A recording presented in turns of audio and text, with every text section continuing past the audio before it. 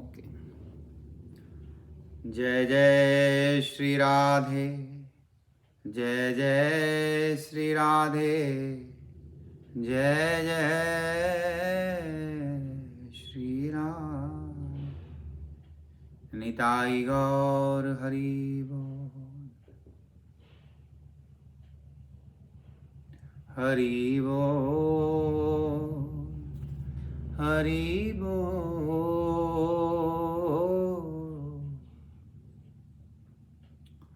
हरि बोल। नवनिवृत्त निकुंज विलासी श्री राधा वल्लभ लाल की जय। श्री हित हरिवंश महाप्रभु जी की जय जय। स्वामी हरिदास जी महाराज की जय जय। श्री वृंदावन धाम की जय जय। श्री यमुना रस रानी की जय जय। श्री ब्रजरानी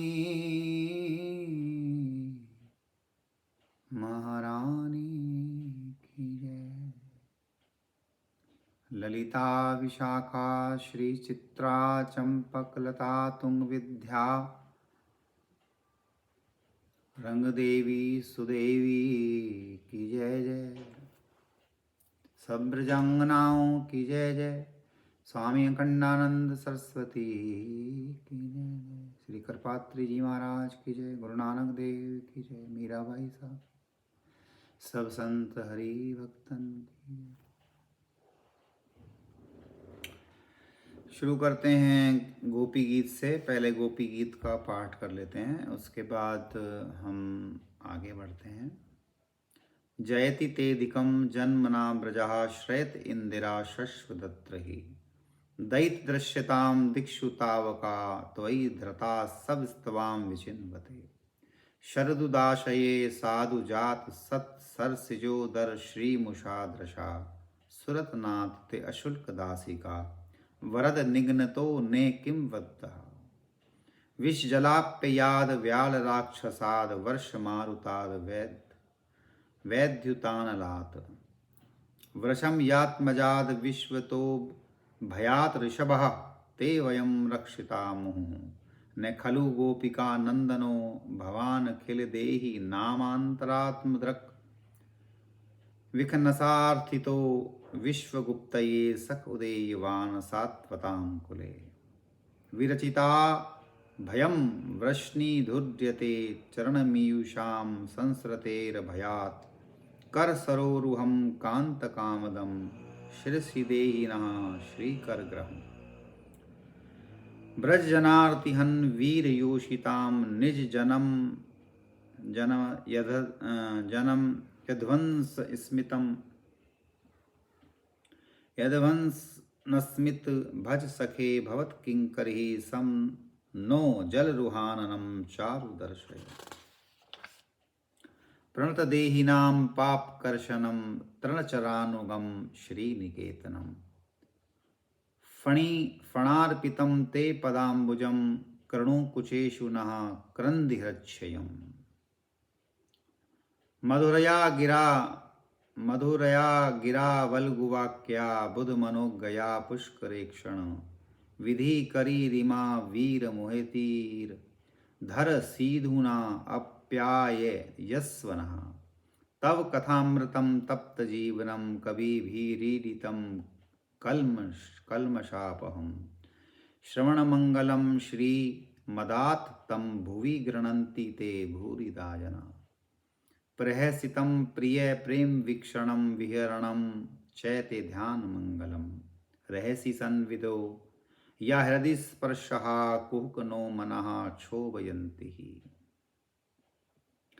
चलसि यद ब्रजाचार्यान् पशून् नलिन सुंदरम नाथ ते पदम। शिलतरणांकुरहि सीतीति नः कलित लतां मनः कांत गच्छति। दिन परीक्षये नीलकुंतलैर्वरुरुहाननं विभ्रदावृतं। घनरजस्वलं दर्शयन् मुहुर्मनसि नः स्मरं वीरयक्षसि। प्रणतकामदं पद्मजार्जितं धरणिमण्डनं ध्येयमापदि चरणपङ्कजं। शन्तमं चैते रमणनः स्तनेश्वर पयाधिहन्। सुरतवर्धनं शोकनाशनं स्वरितवेणूनां सुष्ठुचुम्बितम् इतररागविस्मारणं नृणां वितरवीरनस्ते अधरामृतम् अटति यद्भवानन्हि काननं त्रुटिर्युगायते त्वां पश्यतां कुटिलकुन्तलं श्रीमुखं च ते जड उदीक्षतां पक्ष्मकृतदृशाम् पतिसुतान् वै भ्रातृ बान्धवान्नति विलङ्घय ते अन्ते यच्युता गतः गति गतिविदस्तवोदगीतमोहितः कितवयोषितः कस्तजेन्निशि रहसि संविदं हृच्छयोदयं प्रहसि ताननं प्रेमवीक्षणम् वृहदुरः श्रियो वीक्ष्य धाम ते मुहुरतिस्पृहा मुह्यते मनः व्रजवनोक्सां व्यक्तिरङ्गते व्रज नहन्त्रयलं विश्वमङ्गलम् तयजमना च नस्तवत स्पृहात्मनां स्वजनहृदुजां यन्निषूदनं यत्ते सुजातचरणाम्बरुहं स्तनेषु भीताशनैः प्रिये दधिमहि कर्कशेषु तेनाटवी मटसि तद्व्यथते किं स्वित्कृपारदीभिर्भ्रमति धीरभवादियुषामनः इति गोप्यः प्रगायन्तया प्रलपन्त्यस्य चित्रधा रुरुदुः सुस्वरं राजन् कृष्णदर्शनलालसः तासा मा विर्भूछोरिः समयमान मुखाम्बुजः पीताम्बरधरा स्त्रग्वी साक्षमन्मथमन्मथः तं विलोक्यागतं प्रेष्ठ प्रियुतुत्फुल्लदशो बलः उत्स्थूरयुगपत् सर्वास्तन्वः प्राणमीवागतम्। हम 2 श्लोक कर चुके हैं और आज तीसरे श्लोक से शुरू करना है। विष जलाप्ययाद व्याल राक्षसाद वर्ष मारुताद वैद्युतानलाद वृषमयात्मजात विश्वतो भयात ऋषभः ते वयं रक्षिताम।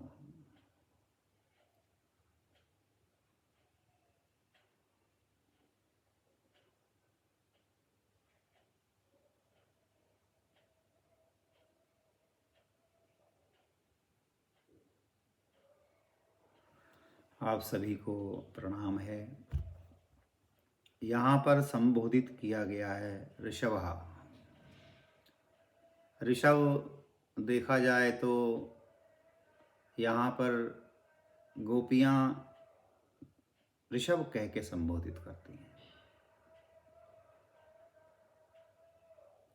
गोपांगनाएं श्री कृष्ण को अपना सर्वस्व मानती हैं। अपने जीवन का जो रक्षण है वो श्री कृष्ण के साथ उन्होंने कुछ इस तरह से जोड़ा है कि श्री कृष्ण से भिन्न कुछ न मानती हैं, न जानती हैं, न जानने की चेष्टा है। इसलिए उन्होंने यहाँ पर इन शब्दों को जोड़ा। ऋषभः, वो कहती हैं कि हम आपकी वशीभूत हैं, और जब हम आपकी वशीभूत हैं या हम आपकी, जैसे कोई पत्नी अपने पति से कहे कि मैं आपकी अर्धांगिनी हूँ, और जब पूर्ण सर्वस्व अपने पति के चरणार बिंद में वो समर्पित कर दे, इसका मतलब है कि जब शुरू में पत्नी विवाह करके आती है तो धीरे धीरे सास ससुर, नंद, जेठ, देवर, जो भी घर में पारिवारिक सदस्य हैं, उनकी सेवा में यदि वो तत्पर रहती है, उसका तत्पर रहने का कारण है कि जिसका संबंध मेरे पति से है,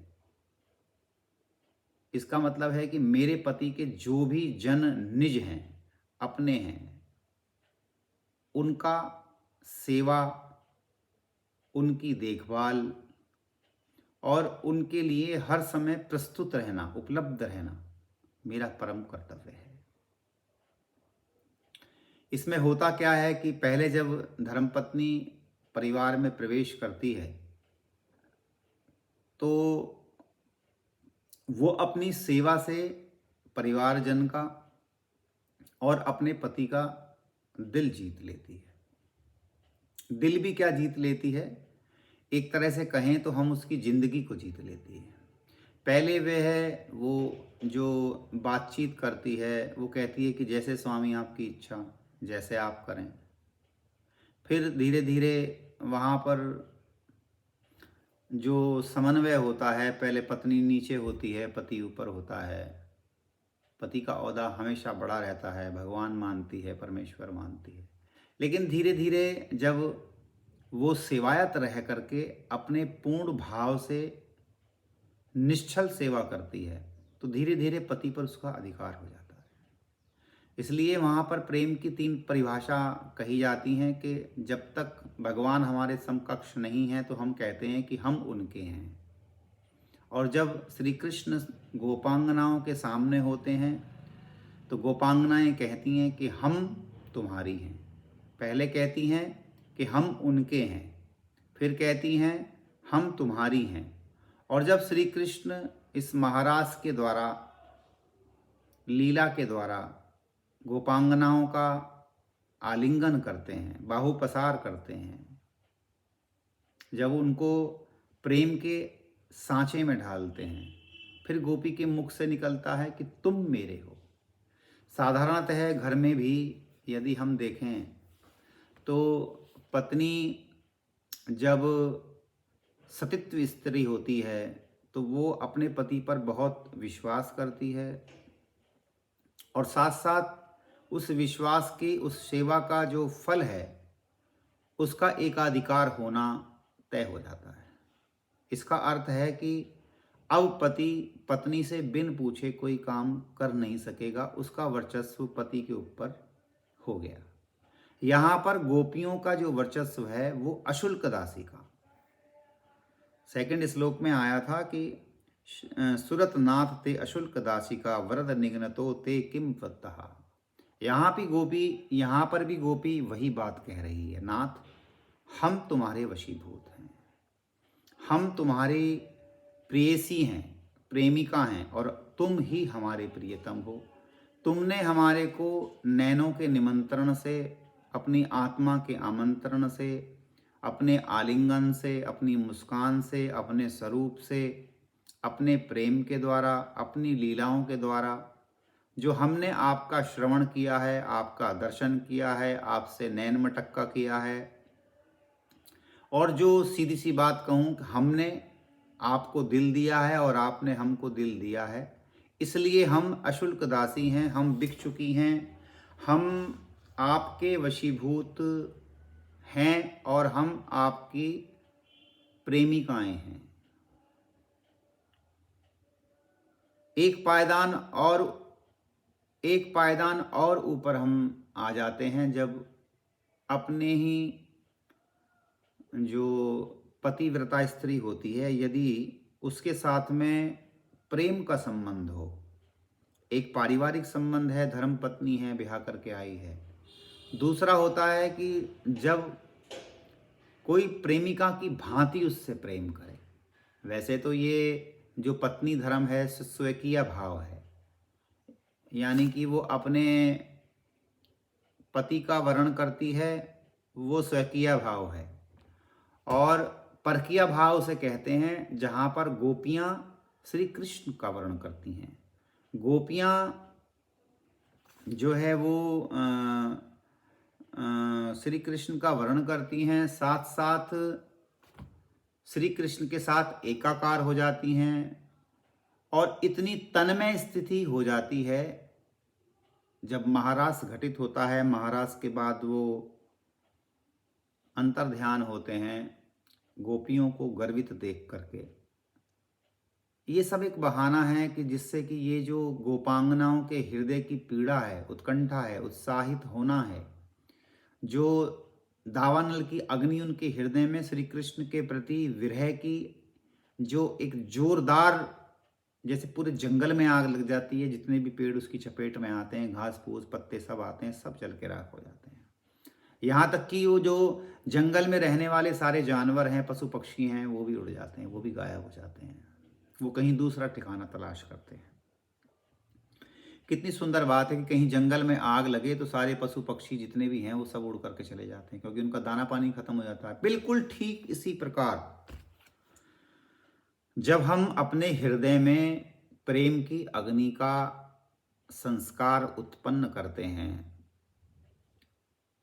तो जितने भी विकार हैं, जैसे जंगल से पशु पक्षी भाग लिए, कीट पतंगे भाग लिए, बिल्कुल इसी प्रकार वहाँ पर प्रेम अग्नि के प्रज्वलित होने के बाद उसकी जो ज्वाला है वो काम वासना को बहुत दूर से नमस्कार कर देती है। यानी यहाँ पर काम वासना का अतिक्रमण हो जाता है। एक होता है काम वासना से लड़ना, एक होता है काम वासना को जीतना, और एक होता है काम वासना का अतिक्रमण कर देना।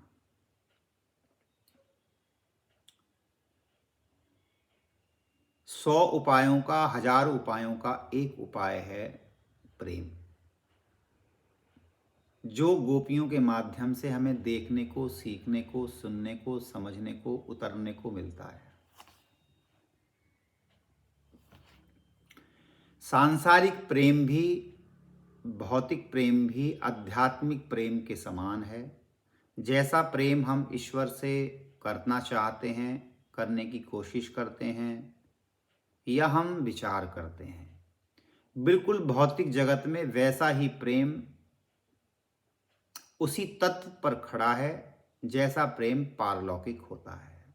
इसमें कोई भेद नहीं है।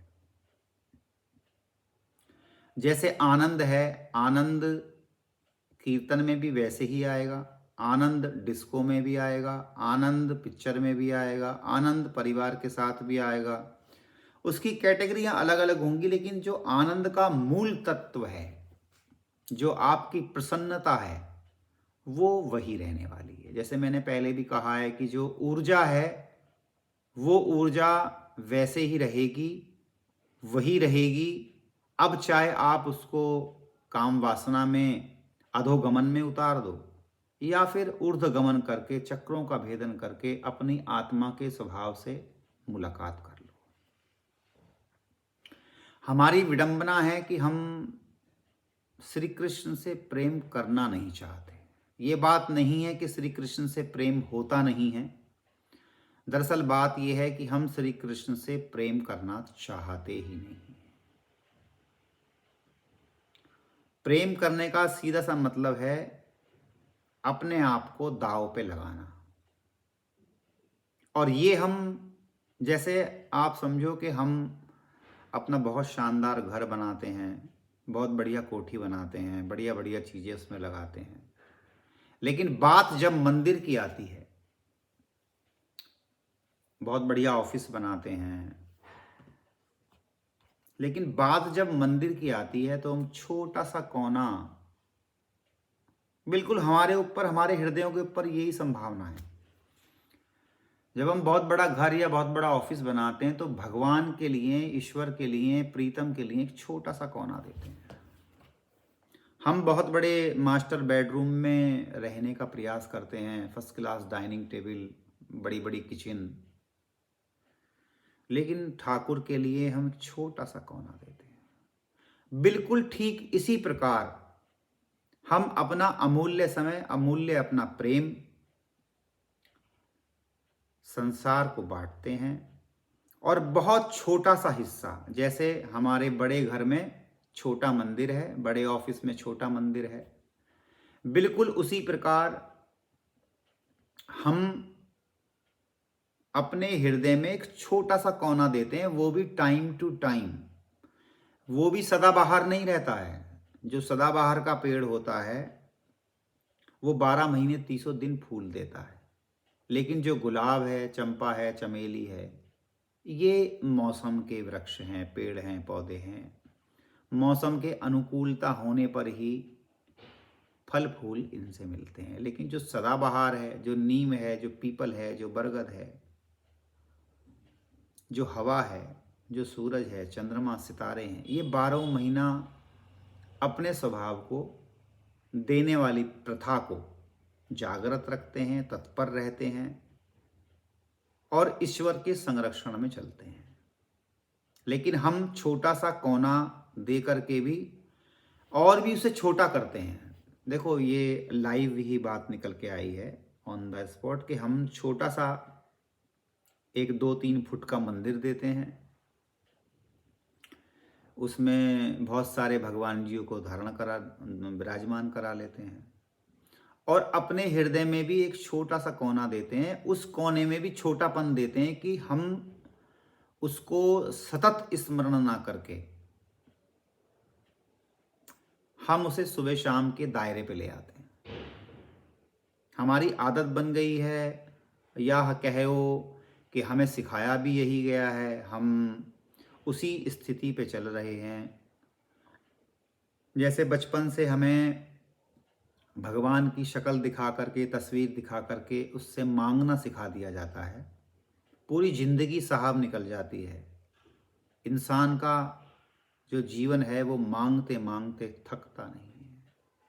यहाँ पर गोपियों का जो प्रेम है वो श्री कृष्ण को सुख प्रदान करना है, तत्सुख सुखित्वम की स्थिति है, परकीय भाव है। श्री कृष्ण को अपना पति मानती हैं, कात्यायनी देवी की स्तुति करती हैं, लेकिन श्री कृष्ण को पति के रूप में देखना चाहती हैं, वही याचना करती हैं, वही उनके हृदय में है भी। और लाखों करोड़ों गोपांगनाएं एक ही वरदान मांगती हैं, श्री कृष्ण दर्शन लालसा।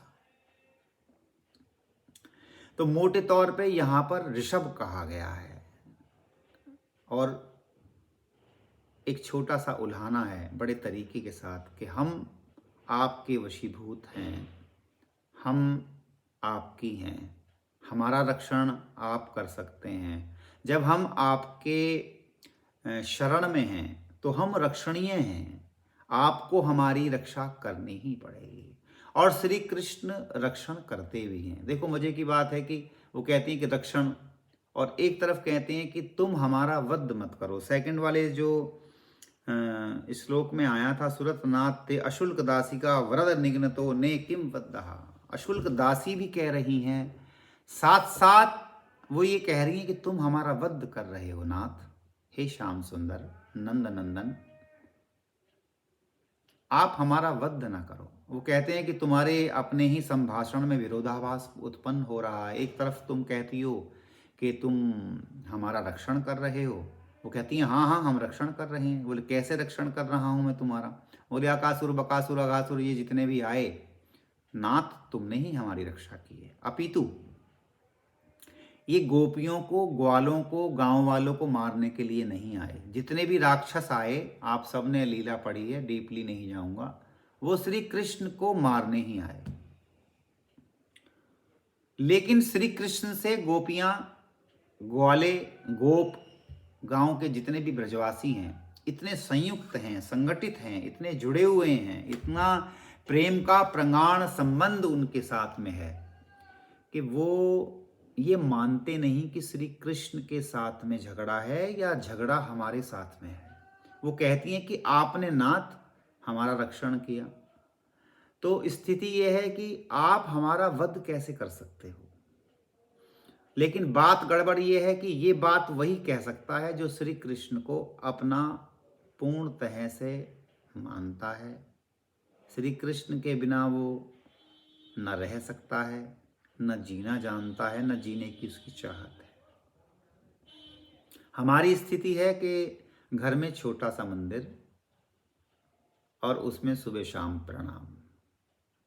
लेकिन गोपियों का जो भाव है, उनका रोम रोम मंदिर है और प्रत्येक रोम में श्री कृष्ण का निवास है।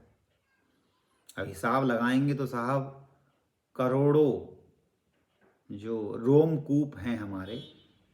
गोपियां श्री कृष्ण को तो जब पुकारती हैं, जब प्रियाजू प्रियालाल प्रियाजू जब लालजू को पुकारती हैं, जब लालजू अपने मिलन करके चले जाते हैं और प्रियाजू फिर से विरह में घिरती हैं, उतर जाती हैं, तो प्रियाजू के रोमकूप से, प्रत्येक रोमकूप से जिह्वा निकल आती है, हे कृष्ण, हे श्याम सुंदर, कहाँ गए नाथ, हे कमल नयन।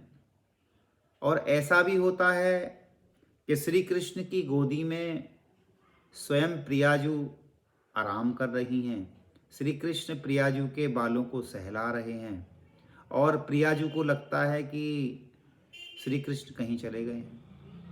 और ऐसी स्थिति उत्पन्न हो जाती, विरह की अग्नि है साहब, किसी और को रहने नहीं देगी। प्रेम का एक सबसे खूबसूरत जो उपहार है वो ये है कि जब आप किसी से प्रेम करेंगे, यदि वास्तविक सत्य की कसौटी पर वो प्रेम खड़ा है, यकीन जानिएगा, रोटी में, पानी में, लकड़ी में, चूल्हे में, चौके में, दरवाजे में, अपने घर के सभी सदस्यों में, यहाँ तक कि आपको अपने घर के सभी सदस्यों से, यदि वो आपको बिजी रखते हैं, व्यस्त रखने का प्रयास करते हैं, आपसे बातचीत करते हैं, आपको अपने पास बैठने के लिए लालायित करते हैं या कहते हैं या डिमांड रखते हैं, तो आपको उनसे एक समय आएगा, यदि आप किसी और से प्रेम करते हैं तो आपको चिढ़ होने लगेगी। ये होता है। या ऐसा कहो कि उसमें इतनी तन्मयता है कि उसको होश ही नहीं है कि मैं किससे चिढ़ रहा हूँ, किससे गुस्सा कर रहा हूँ। उसकी गति इतनी दयनीय हो जाती है। इसलिए वो कहते हैं ना कि कागा सब तन खाइयो, भूल गया हूँ मैं, कागा सब तन खाइयो, चुन चुन खाइयो मांस, पर दो नैना मत खाइयो जिसमें पिया मिलन की आस। तो यहाँ पर महाराज के बाद में गोपियाँ विवल हो उठी हैं, उसी जगह दौड़ आती हैं जहाँ पर श्री कृष्ण के साथ महाराज है। और वहाँ पर श्लोकों के माध्यम से, जो 19 श्लोक हैं जो गोपी गीत के माध्यम से है, वो गोपी गीत गोपियों के हृदय में से छलक जाता है। तब ही हम और आप जैसे क्षुद्र जीवों को इस गोपी गीत का पठन पाठन करने के लिए मिल रहा है। यदि ये गोपी गीत ना छलकता, यदि श्याम सुंदर ये लीला घटित ना करते, तो शायद इस अद्वितीय प्रेम की जो निर्झरण झरना है हमारे ऊपर बरसने से रह जाता। क्योंकि सुखदेव जी जब राजा परीक्षित को श्रीमद् भागवत का ज्ञान दे रहे थे, पाठ करा रहे थे, तब उसमें बहुत सी जगह राजा परीक्षित शंका करता है और बार बार शंका करने पर ही किसी संत ने कहा कि इसलिए राधा नाम उन्होंने लिया ही नहीं, कि बोले जब तू इन्हीं स्थितियों पे शंका कर रहा है तो जब मैं श्री जी के नाम की बारी आएगी तो तू और शंका करेगा। क्योंकि परकिया भाव में, तत्सुख सुखित्वम में जब हम उतरते हैं तो बहुत सीधी सी बात है, यदि मेरी शादी हुई है और मैं किसी और से प्रेम करता हूँ, इसी को कहते हैं परकिया भाव। अब जो श्री कृष्ण हैं, मान लीजिए मेरी पत्नी है और श्री कृष्ण को प्रेम करती है, श्री कृष्ण को अपना पति मानती है, तो इसको परकिया भाव कहेंगे। बिल्कुल यही स्थिति गोपियों की है। जिस समय वेणु वादन होता है, अपने जगत के सारे कार्य, अपने जगत के सारे रिश्ते ठुकरा देती है। ठुकरा भी क्या देती है, उसको पता नहीं होता कि मैंने क्या चीज़ छोड़ी है, क्या चीज़ चल रही है, या क्या चीज़ नुकसानदेह होगी, क्या चीज़ मुझे फ़ायदा करेगी, उसको होश नहीं है। जिन गोपांगनाओं को ब्रेक दिया गया, उन गोपांगनाओं ने अपने शरीर को छोड़ दिया। तो यहाँ पर कहती हैं, वृषभा आप हमारे नाथ हैं श्याम सुंदर, हे कमल नयन, हे पीतांबरधारी नंद नंदन, आप हमारे माथे की मुकुटमणि हैं। यदि आप हमारा हनन करेंगे, यदि आप रक्षण की जगह हमारा वध करेंगे, तो ये घोर जघन्य अपराध आपको कभी क्षमा कर पाएगा। अब सोचो कि साक्षात श्री कृष्ण जो वैकुंठ के निवासी हैं, नारायण के अवतार हैं, उनको कौन सा रोग सता सकता है, उनको कौन सा योग सता सकता है, कौन सा कर्म है जो उनको परेशानी में डाल सकता है। लेकिन गोपी क्या कहती है कि नाथ, तुमने हमारा रक्षण का वादा किया है, तुमने हमारा रक्षण किया भी है, तो आज तुम अपने ही हाथों से, अपने ही कृति द्वारा, अपने ही कृत्यों से हमारा वध कर रहे हो, हनन कर रहे हो, शोषण कर रहे हो। ये बात उचित नहीं होगी। यहाँ पर एक बात सिद्ध होती है कि श्री कृष्ण ने इस लीला के द्वारा अपने जो विरह की अग्नि है उसको हम जैसों को बांटने का एक समझो उपहार गोपी गीत के माध्यम से दिया है। श्री चैतन्य महाप्रभु भी जब जगन्नाथपुरी में रमण करते हैं, इधर उधर कीर्तन करते हैं, तो वो प्रभु से यही कहते हैं कि मुझे अपने विरह की अग्नि में जला डालो, मेरे हृदय में आपकी विरह अग्नि के सिवाय कुछ और होना नहीं चाहिए। आप मुझसे मिलना मत, लेकिन इस विरह को मैं जानना चाहता हूँ, इस विरह को मैं झेलना चाहता हूँ, इस विरह को मैं देखना चाहता हूँ। रत्ती रत्ती मेरा रोम रोम झुलसना चाहता है। मेरा रोम रोम झुलसने के लिए तैयार है श्री कृष्ण। आप मुझे अपने विरह के अतिरिक्त कोई भी वस्तु प्रदान ना करें, और पल पल मेरी अश्रु धारा बहे, पल पल मेरा रोम रोम आपके गुणगान के लिए, आपको पुकारने के लिए उद्यत रहे। हम लोग बहुत छोटा सा कोना भगवान को प्रदान करते हैं, अपने हृदय का भी और अपने घर का भी। जिस दिन हम अपने भौतिक जगत में, कोई मना नहीं है, कोई खंडन मंडन नहीं है कि आप अपनी परिवार का रक्षण ना करें, आप अपने परिवार का पालन पोषण ना करें, लेकिन जिस दिन 95 कृष्ण की तरफ आएगा और 5% घर की परिस्थिति पे आएगा, बात वहां से बननी शुरू होगी। अव्वल तो 95 आता नहीं है, जब स्थिति 50-60 से ऊपर जाती है तो फिर उसको होश आना बंद हो जाता है, फिर वो बेहोश रहता है।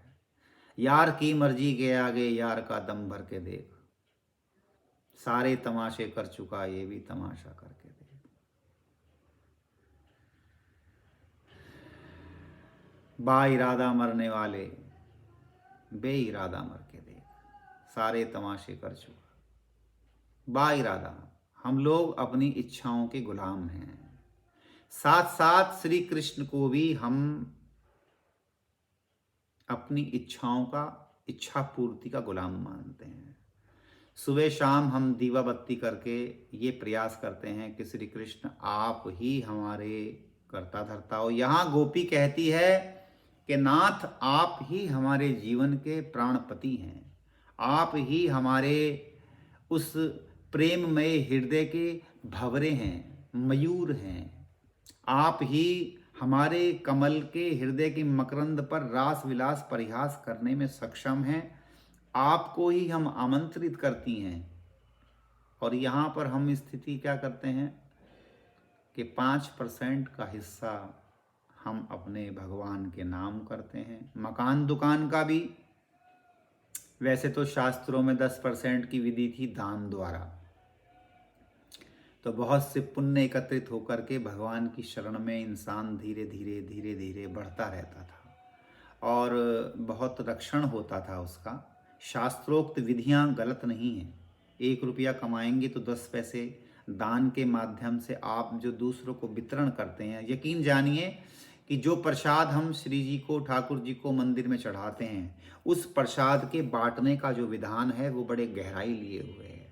उससे दुख दर्द बढ़ते हैं, खुशियां बढ़ती हैं, प्रसन्नताएं बढ़ती हैं, सामग्री तो बढ़ती ही है और भगवान की ऊर्जा बढ़ती है, भगवान का ध्यान बढ़ता है। जो बहुत सारे शास्त्रोक्त हमारे यहाँ चारों वेदों में धन्यवाद के जरिए दिए गए हैं, स्तुतियां दी गई हैं, प्रार्थनाएं दी गई हैं, ये बहुत काम की हैं। सबसे पहले तो धन्यवाद की बात है। धन्यवाद के लिए आपको किसी प्रेमी हृदय से जुड़ना पड़ेगा साहब। यदि आप जैसे कहते हैं खरबूजा खरबूजे से देख करके रंग पलटता है, बिल्कुल ऐसे ही हमारा हृदय भी प्रेमी को देख करके, किसी संत को देख करके, किसी रसिक को देख करके पिघल सकता है, बदल सकता है, या अन्यथा कोई चांस नहीं है। माफ़ करना, घर पे जितनी भी जिम्मेदारियां हैं, जितनी भी पोजीशंस हैं, वो हमें गुलाम बना के रखने के लिए तत्पर हैं। भले ही हमें रोटी टाइम से मिलेगी, पानी समय से मिलेगा, इज्जत मिलेगी, आओ भगत मिलेगी, परंतु यदि आप उसको छोड़ करके श्री कृष्ण को 95% देने की कोशिश करेंगे, झगड़ा शुरू हो जाएगा।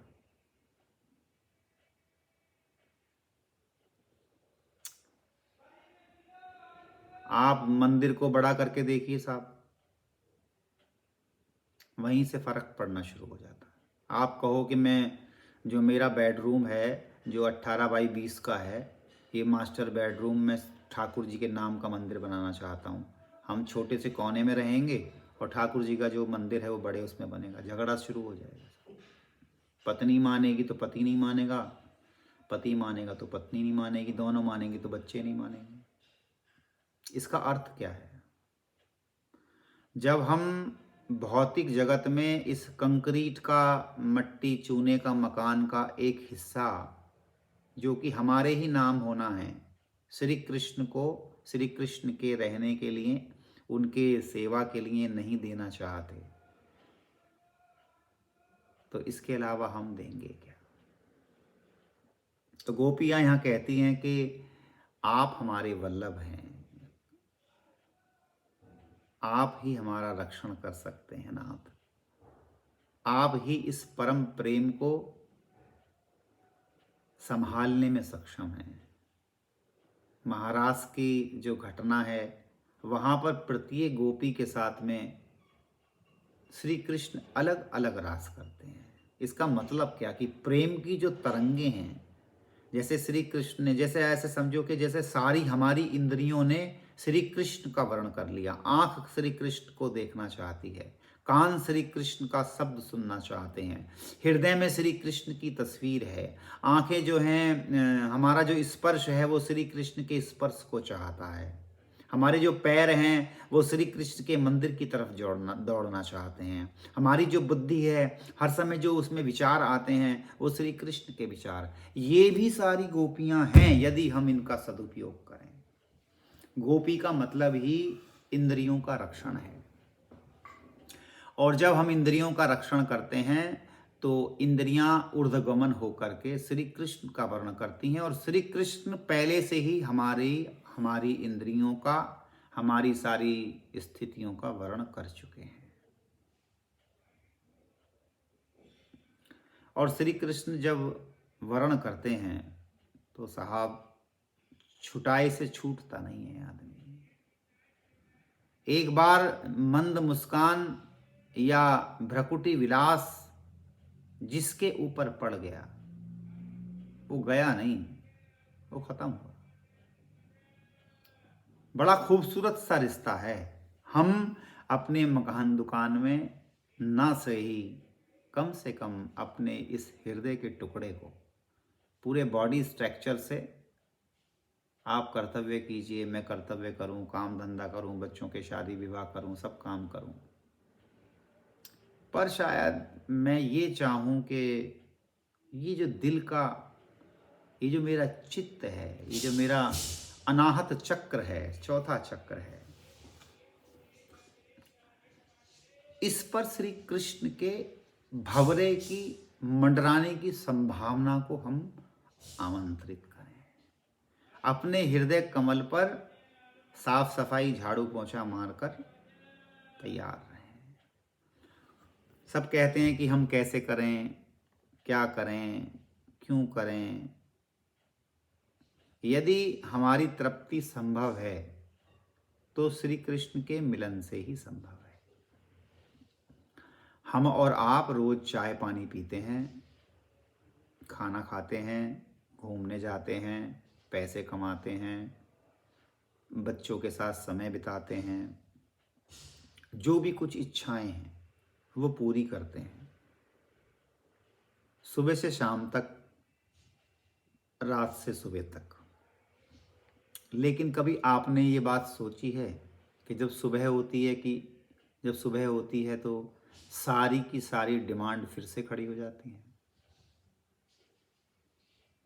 फिर से वही प्रक्रिया है, फिर से वही स्थिति है दौड़ने की, फिर से वही भागा दौड़ी के समुंदर में मछली उतार दी जाती है।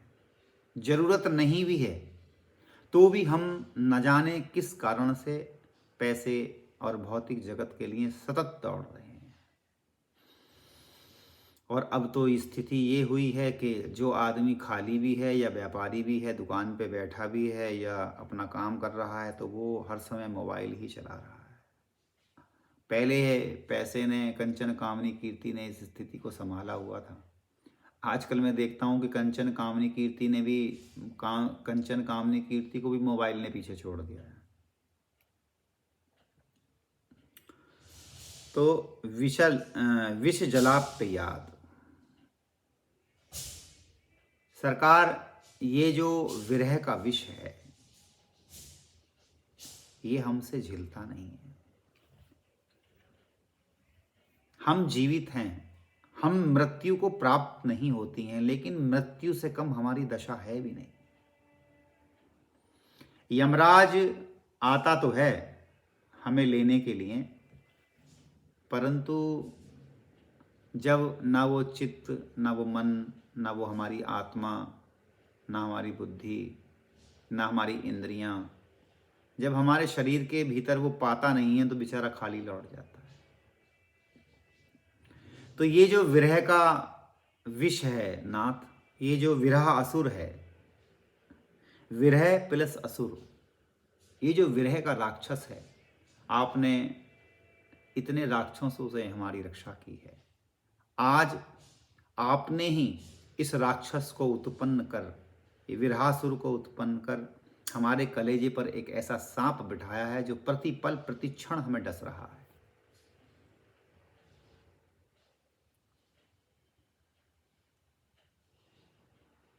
वैसे तो सच कहूं तो श्री कृष्ण की जो इंतजारी है, जो श्री कृष्ण की प्रतीक्षा है आपके लिए, आपको भी वो प्रतीक्षा नहीं है।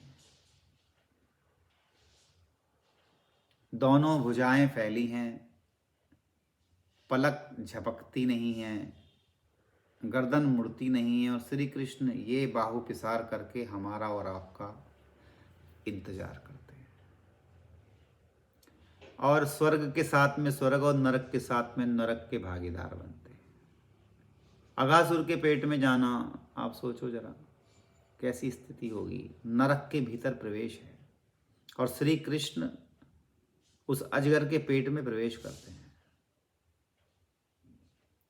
यहाँ पर भी जो गोपियों की जो स्थिति है वो विरहासुर से बहुत व्याकुल है, बड़ी दयनीय है और इतना दर्द है, लेकिन जो पुकार है, जो उनकी इच्छा है, जो उनके लिए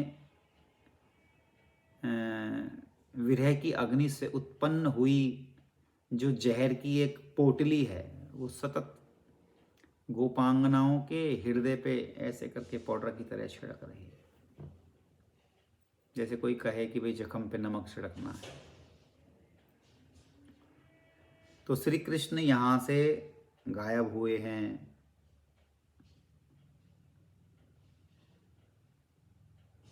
श्री कृष्ण जाते कहीं नहीं हैं इस ब्रज क्षेत्र को छोड़ के।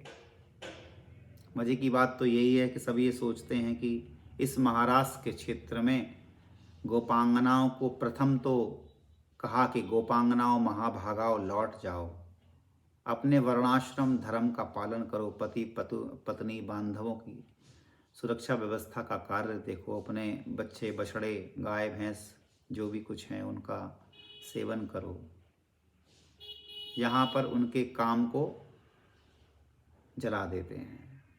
और इस महाराष्ट्र में जब उनको गर्व होता है, अब गर्व किसे नहीं होगा साहब, साक्षात त्रिलोकीनाथ जिस के साथ में रमण करे, नृत्य करे, आलिंगन करे, बाहु पिसार करे, चुम्बन करे, परिरम्मन, आहास विलास परिहास करे।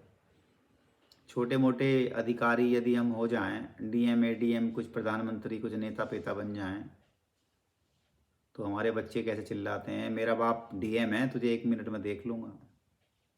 तो गोपियों के साथ तो श्री कृष्ण जो प्रेम के लिए वैकुंठ को छोड़ के नीचे अवतरित हुए हैं, पहले कहा था मैंने कि अवतरण होना मतलब है कि ऊंची क्लास से नीचे आना। आसमान से धरती पे कौन आना चाहेगा? कौन आदमी है जो हवाई जहाज के सफर को छोड़ के कहेगा मैं ट्रेन से जाना चाहता हूं? लेकिन कृष्ण इन गोपी ग्वालों गोपों के लिए, श्री प्रियाजू के लिए, प्रियाजू की सहचरियों के लिए, किन्नरी मंजरी, उस ब्रज के लिए, उस छलकते हुए प्रेम के समुंदर को समेटने के लिए, क्योंकि श्री कृष्ण का प्रेम श्री कृष्ण संभाल नहीं सकते। अगर सक्षम हैं तो श्री प्रियाजू उस रूप का पान करने में, उस रूप के छलकते हुए धड़कते हुए समुंदर को झेलने में और उसका वर्णन करने में सक्षम है। और गोपियां ही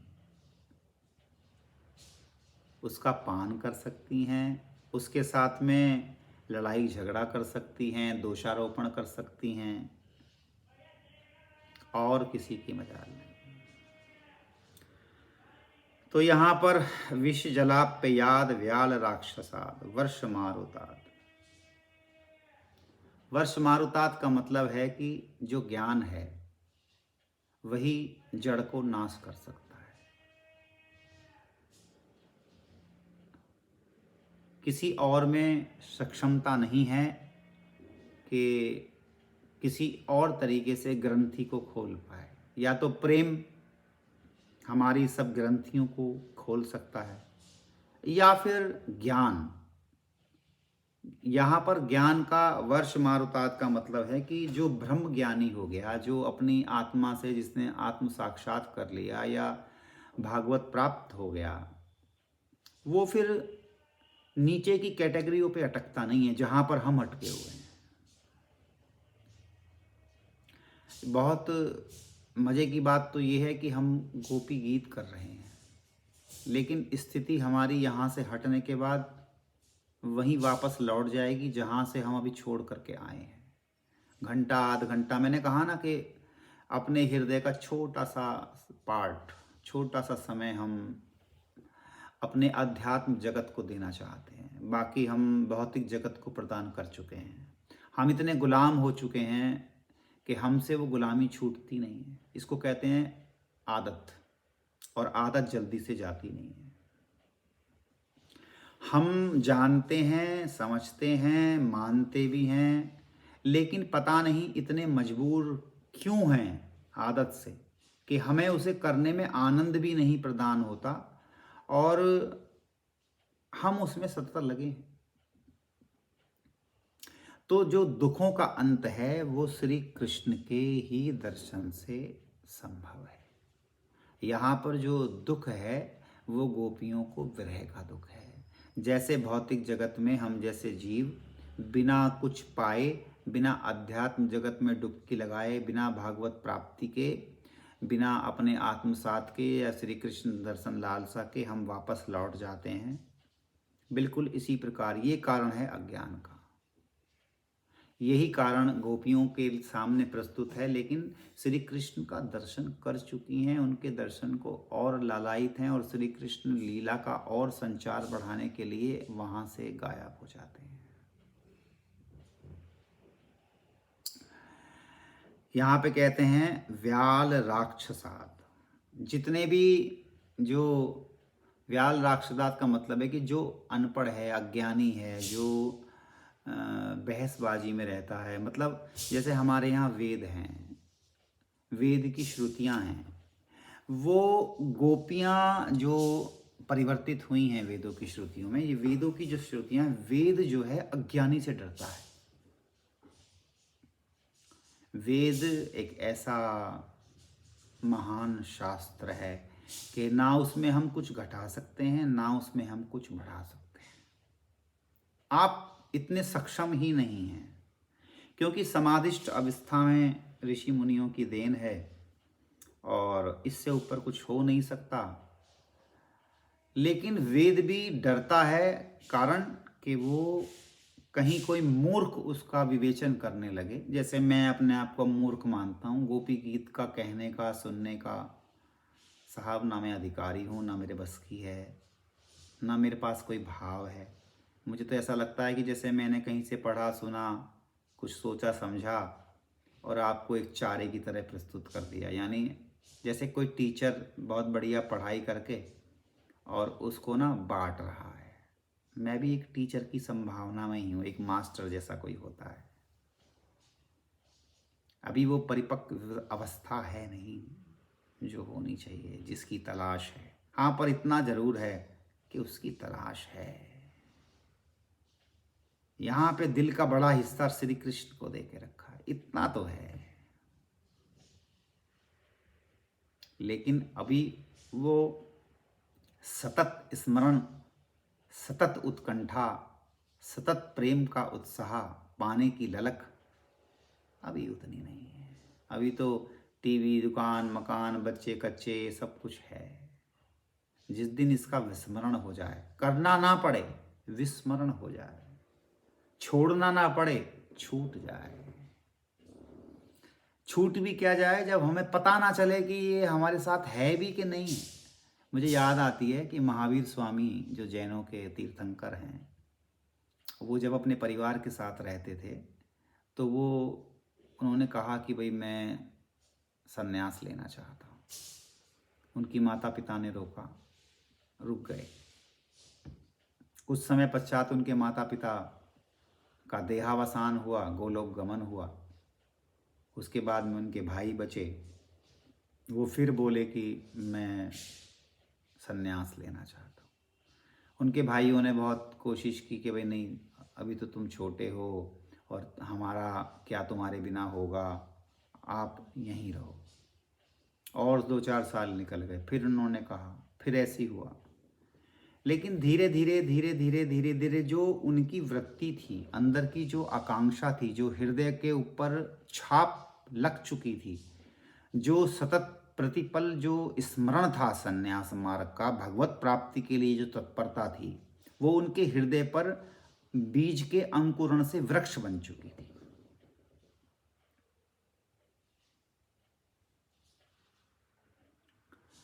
और जब वो वृक्ष बन चुकी थी तो घर में रहते रहते अब स्थिति ये आ गई कि महावीर घर में रहते तो हैं परंतु किसी काम के ना रहे।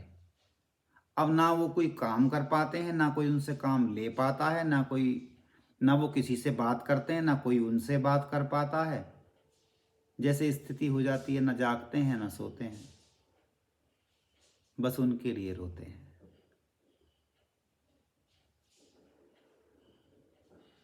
तो उनके भाइयों ने कहा, भाई आप जहां जाना चाहते हो चले जाएं। स्थिति क्या है कि वो घर में ही हैं, जैसे दूध में मक्खन, लेकिन पता नहीं है कैसे निकलेगा। और जब मक्खन निकल जाता है ना साहब, जब बिलोने वाला उसको बिलो देता है, मथ देता है, जब मक्खन निकलता है तो फिर वो छाछ का पानी जो बचता है, अब उसमें दोबारा मक्खन मिलेगा नहीं। लाख आप उसे उस छाछ के अंदर 10-20 बरस डाल के रखो, पर एक बार जब घी निकल गया तो दूध में उसका मिश्रण होने वाला नहीं है। बिल्कुल इतना सा ही काम हमें करना है। हम भी बद्ध जीव हैं, बद्ध के बुद्ध हो सकते हैं। बुद्ध कोई बहुत अलग से नहीं है, बुद्ध कोई 4 भुजा नाथ वाले नहीं हैं। बुद्ध भी हमारी तरह बुद्धि, क्षमता, हाथ पैर, चित्त, मन, बुद्धि, अहंकार सब कुछ रखते हुए उसके उन इंद्रियों का जो समन्वय है, उन अपने जो हृदय की लालसा है कि इस मृत्यु जगत में जब मुझे मरना ही है तो ये जगत मेरे किसी काम का नहीं है, और उस खोज की, सत्य की तलाश में एक दिन निर्वाण को प्राप्त होते हैं। और आज की डेट में लाखों करोड़ों अनुयायी हैं उनके, जो इस निर्वाण की राह पे चल रहे हैं। एक अलग जगह करोड़ों अलग जग गए। यहाँ पर हमारे ऊपर जो कृपा है कि ये गोपांगनाओं का जो विवरण है, जो विवेचन है, जो उन्होंने गोपी गीत का प्रस्तुतिकरण किया है, हम तुम जो पढ़ रहे हैं, संत जो बांट रहे हैं, इससे न जाने कितने हजारों लाखों करोड़ों आदमी इस गोपी गीत का पठन पाठन विवेचन सुन करके तृप्त होते हैं और चाहते हैं कि कोशिश करके हम इन पे चलें। जो सह आवरण है, यानी जो पर्दे सहित है, वही जगत है, और जो निरावरण है वही ईश्वर के साथ है। अब हम अपने ऊपर खुद रियलाइज कर सकते हैं, समझ सकते हैं, देख सकते हैं, नाप तोल कर सकते हैं कि हम कितने जगत के साथ हैं, कितना हम पर्दा किए हैं, या हम कितने निरावरण हैं, कितने हम ईश्वर के साथ हैं। आप 95% उसके साथ हैं, या आप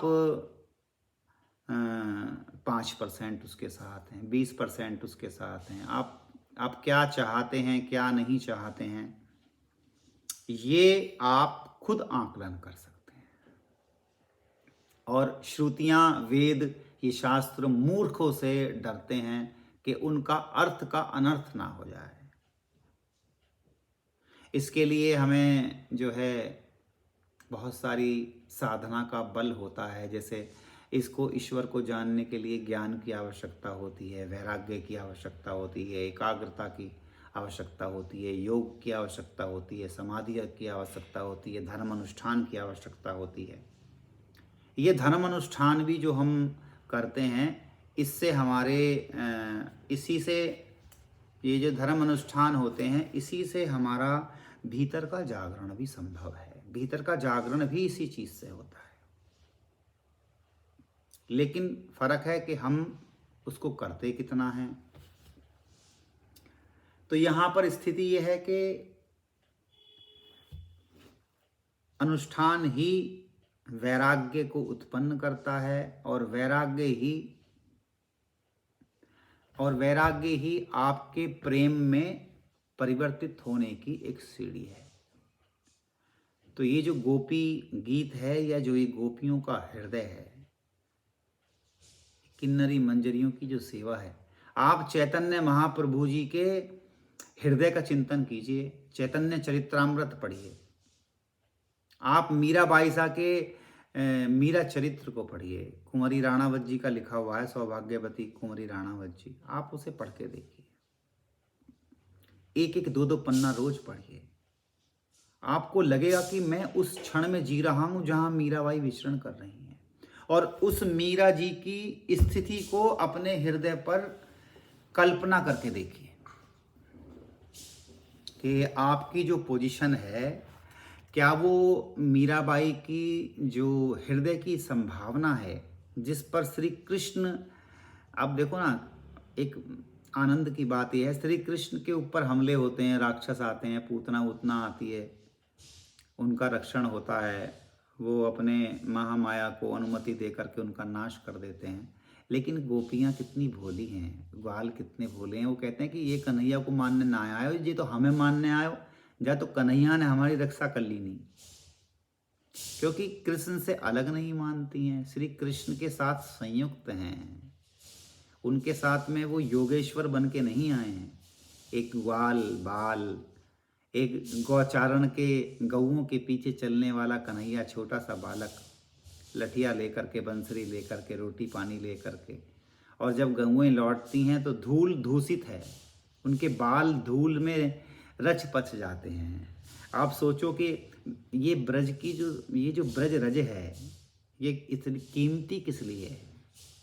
ये कीमती इसलिए है कि यहाँ पर श्री कृष्ण जो है आज भी वही व्यापार करते हैं, वही प्रेम का संचार करते हैं।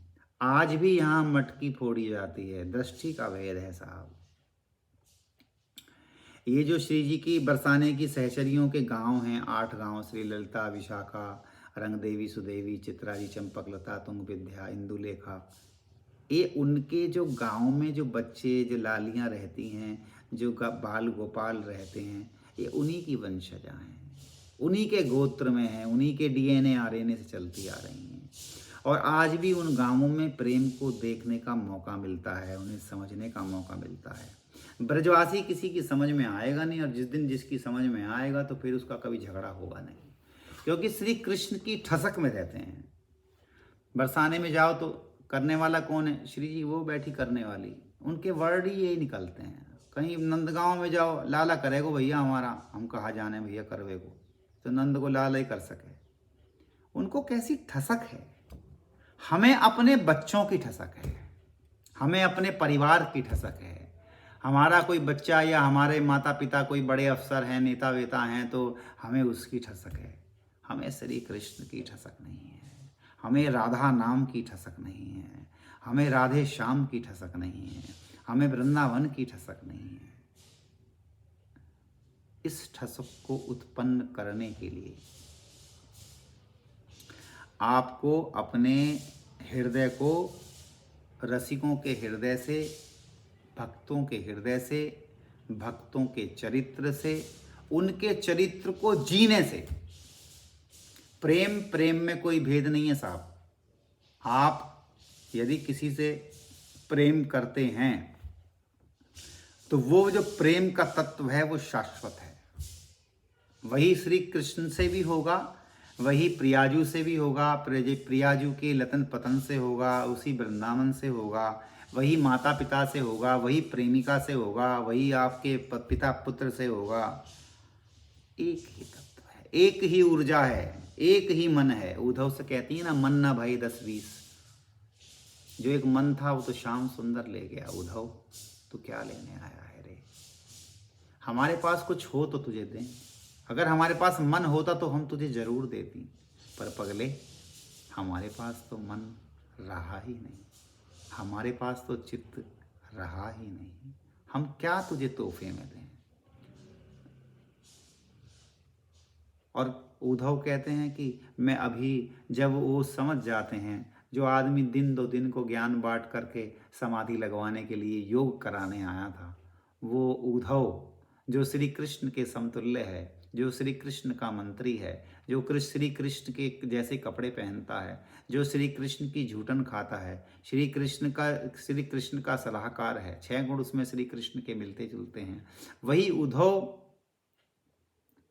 श्री कृष्ण से जाकर कहता है कि श्याम सुंदर, हे नंदनंदन द्वारकाधीश, क्या गलती थी गोपियों की,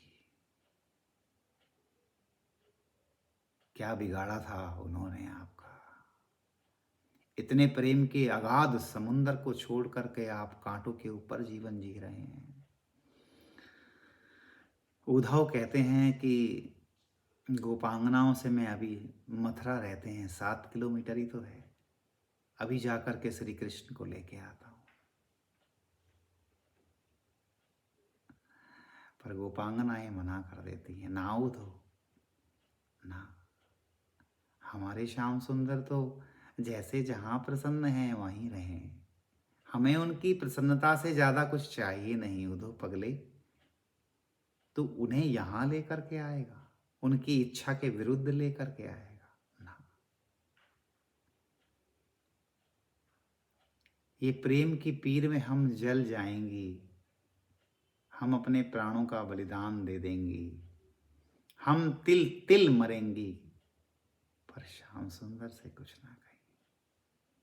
श्याम सुंदर जैसे हैं, जहाँ हैं, ज्यों ज्यों जिस प्रकार से उनका आवागमन है, जहाँ हैं, जिनके साथ वो स्वस्थ हैं, खुश हैं, प्रसन्न हैं, वैसे ही प्रसन्न रहें, वहीं प्रसन्न रहें। हम तो गांव की ग्वालिन हैं रे, हम तो कुछ जानती नहीं, क्या अच्छा है क्या बुरा है, और हमारी इच्छाओं के लिए तुम श्याम सुंदर को परेशान न करना। कितनी दूर है साहब गोकुल से मथुरा, कितनी दूर है। पर यहाँ देखिए तत्सुख सुखित्वम की स्थिति है, कितनी दूर है, छटाक सी दूर है साहब। पर गोपी नकार देती है उद्धव की भाषा को, ना उद्धव, श्री कृष्ण को लेकर ना आना। श्री कृष्ण तो जब आए तब अपनी मर्जी से आए। वो श्याम सुंदर, वो सांवरा सलोना, जहाँ प्रसन्न है वहीं प्रसन्न है। और 113 साल की अवस्था में जब श्री कृष्ण, ये जो निभृत निकुंज के गोपी गीत के भीतर के कृष्ण हैं, ये कभी याद रखना, ये कभी ब्रज को छोड़ करके नहीं जाते हैं। उसकी ताकत से बाहर है साहब, उसकी हिम्मत नहीं है इन गोपांगनाओं को छोड़ के जाने की। श्री प्रिया जी को छोड़ के जाने की उसकी स्थिति नहीं बन सकती। ये तो ब्रज का श्याम सुंदर है, किसी छलिया का रूप धर के किसी गोपी ग्वाले का भेष धर के श्री कृष्ण तो सदा के लिए इस ब्रज के भीतर ही रह गए।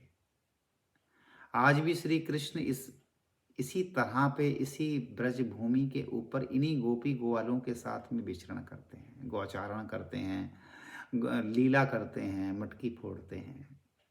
श्री प्रियाजू के और भी जब रसिकों ने जो स्थिति नापी है तो निभृत निकुंज के अंदर श्री प्रियालाल जो तो सतत साथ में है, सतत उनके हाथों में हाथ है, सतत सहचरियां किन्नरियां मंजरियां उनकी सेवा में तत्पर है। ये तो एक ब्रज लीला वैभव को दिखाने दर्शाने के लिए हम तुमको बताया गया कि श्री कृष्ण मथुरा द्वारका चले गए। संभव नहीं है, संभव नहीं है। ये तो ब्रज क्षेत्र के जब कुरुक्षेत्र गए हैं तो जब गोपांगनाओं से भेंट हुई है तो जब श्री कृष्ण की 8 पटरानियां जिसमें रुक्मणी, सत्यभामा, जामवंती कहती हैं कि हम भी श्री प्रियाजू का दर्शन करें, हम भी देखना चाहती हैं कि श्री कृष्ण को कौन इतना प्रेम करने वाला है।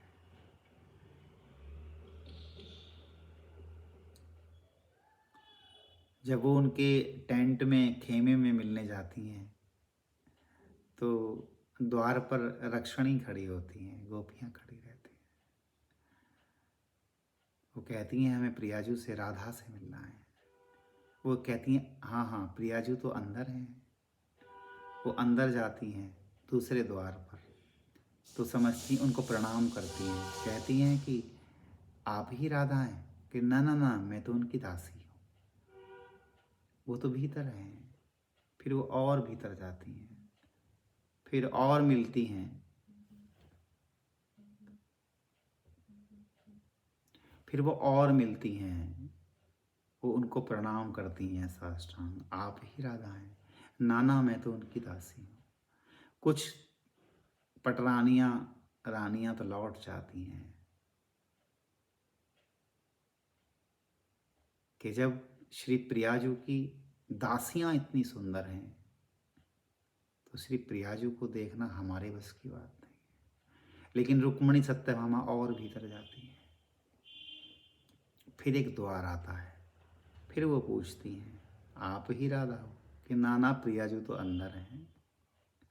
अब जिसकी दासियां इतनी सुंदरता लिए हैं, जिसकी सहचरियां किन्नरियां मंजरियां, आप सोचो कि प्रियाजू कितनी सुंदर होंगी।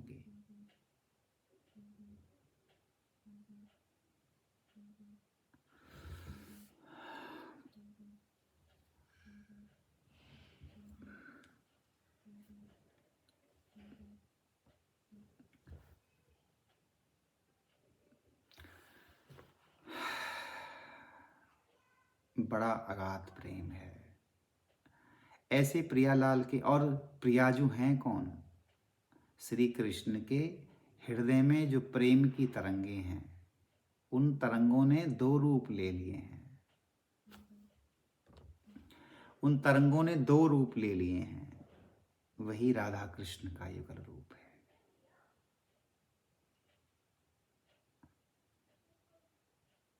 ये ब्रज का क्षेत्र बिल्कुल अलग है। इस ब्रज क्षेत्र का प्रेम बिल्कुल अलग है। इस प्रेम क्षेत्र के उल्हाने, दोषारोपण बिल्कुल अलग है।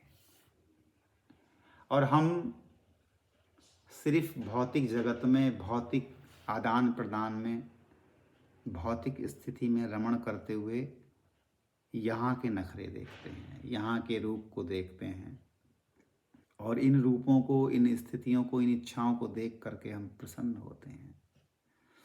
यदि एक बार जहाँ पर रुक्मणी कोई कम सुंदरी तो नहीं है, 8 पटरानियों की महारानी, सर्व मतलब श्री कृष्ण की वामांगी हैं।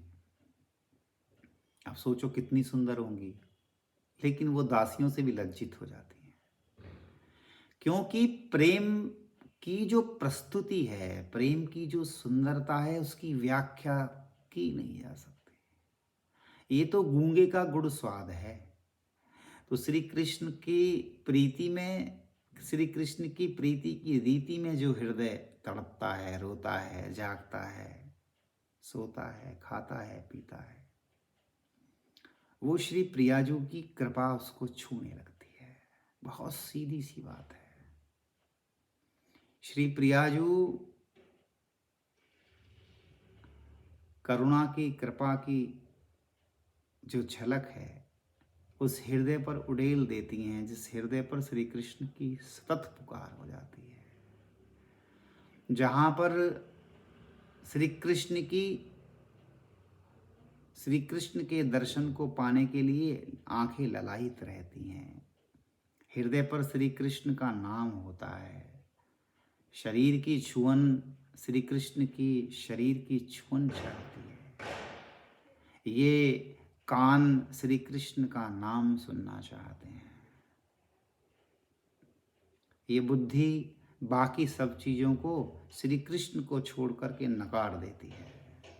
वहाँ पर श्री प्रियाजू की कृपा अविरल झरने की तरह निर्झरित होकर आपको भिजोने लगती है। यही खेल है। इसीलिए कहा है कि प्रियाजू न दोष देखती हैं, न गुण देखती हैं। श्री कृष्ण भी न गुण देखते हैं, न दोष देखते हैं। यदि आप अपने प्रेम के मार्ग पर चल रहे हैं, यदि आप कर्म कांडी हैं, यदि आप बुद्धिजीवी हैं, यदि आप प्रेमी ना होकर के और कुछ हैं, तो श्री कृष्ण पूर्ण रूपेण परीक्षा लेंगे। और यदि आप द्रौपदी की लास्ट स्टेज पर दोनों हाथों को ऐसे उठा देते हैं, जहाँ पर दांतों से भी साड़ी निकल गई है, हाथों से भी साड़ी निकल गई है, फिर श्री कृष्ण उस चीर हरण को वस्त्र प्रदान करते हैं।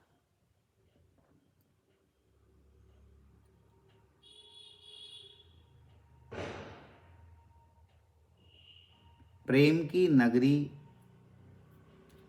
प्रेम की डगरी, यानी डगर, प्रेम का ही नगर। यदि हम आज से, अभी से पूर्व की बातों को धोड़ पटक के ये संकल्प लें कि थोड़ा थोड़ा, थोड़ा थोड़ा, अब 5% देते हैं तो कल 6 देंगे, कल 7 देंगे, 8 देंगे। आप देखेंगे कि आपकी बात बननी शुरू हो जाएगी। क्योंकि श्री कृष्ण को आना कहीं से नहीं है साहब। श्री कृष्ण तो आपको अपनी गोदी में लिए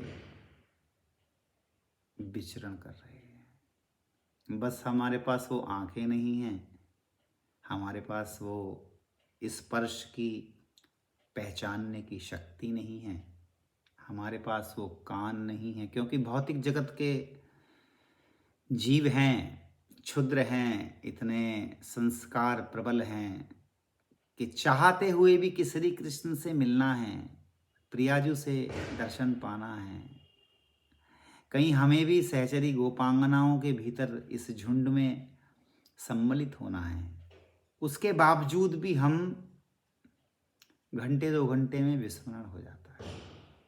श्री कृष्ण से युधिष्ठिर ने पूछा कि भगवान, हे श्याम सुंदर, इस दुनिया में सबसे बड़ा आश्चर्य क्या है? ये उस समय की बात है जब कौरवों की अर्थियां जल रही थी।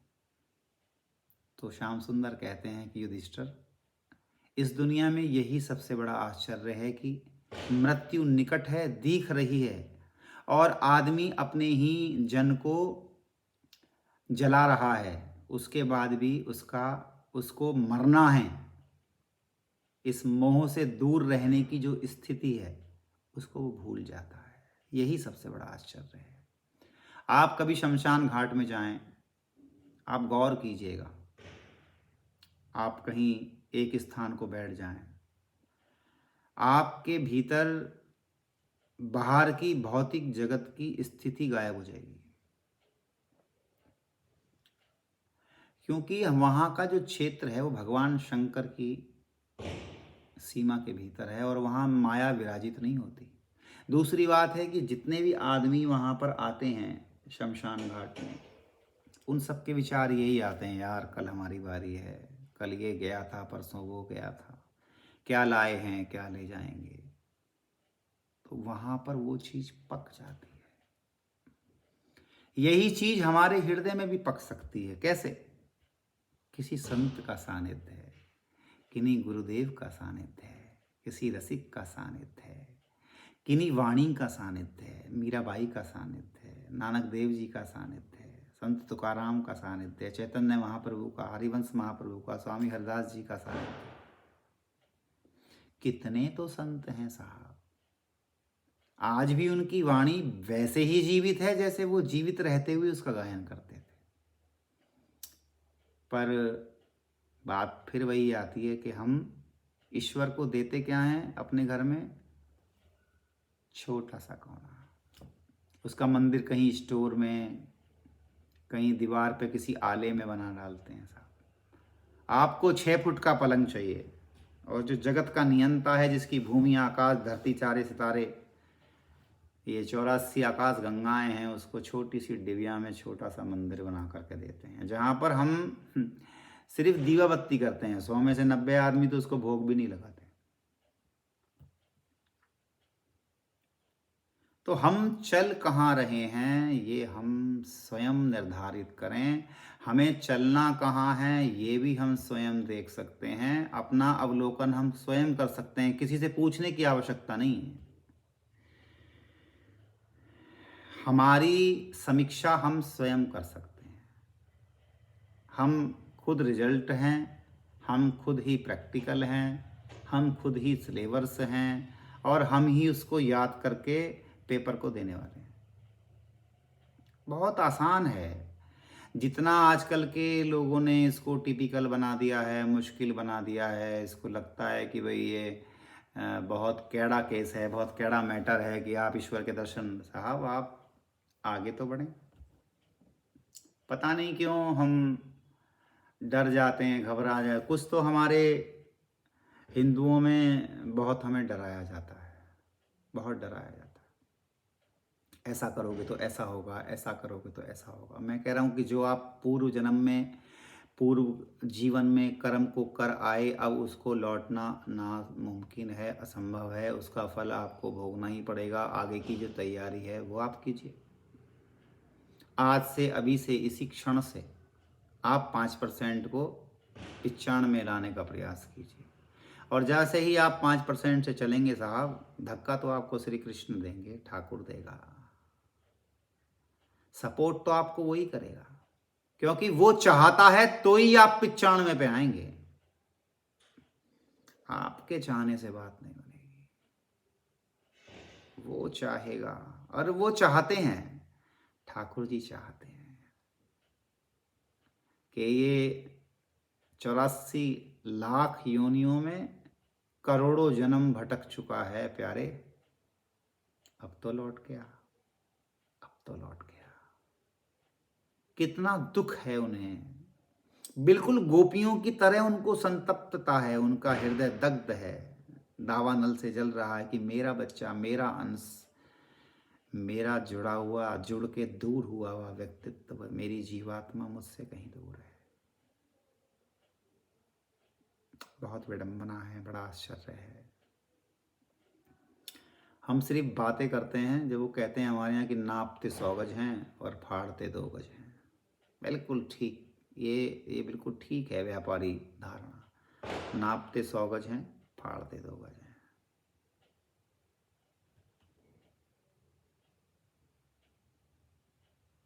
आज के लिए इतना ही। अगले हफ्ते फिर एक बार चलेंगे, चौथा श्लोक लेंगे गोपी गीत का। इन गोपांगनाओं को सतत सतत प्रणाम है, उनके चरणों में वंदन है, नमन है। यह कृपा उन्होंने हम सब पर की है, मुझ पे तो खास तौर से की है कि मुझे इसको पढ़ने का, सुनने का, समझने का, बोलने का मौका दिया। मेरे ये पुण्यों का प्रताप नहीं हो सकता, ये तो उनकी अकारण कृपा है। जैसे हम अशुल्क दासी होने का प्रयास कर रहे हैं, उनकी अहेतु की कृपा, अकारण ही कृपा है, वरना कोई मजाक नहीं है। गोपी गीत का आना, रास पंचाध्यायी का आना, जन्मों जन्म निकल जाते हैं साहब, बहुत कृपा है।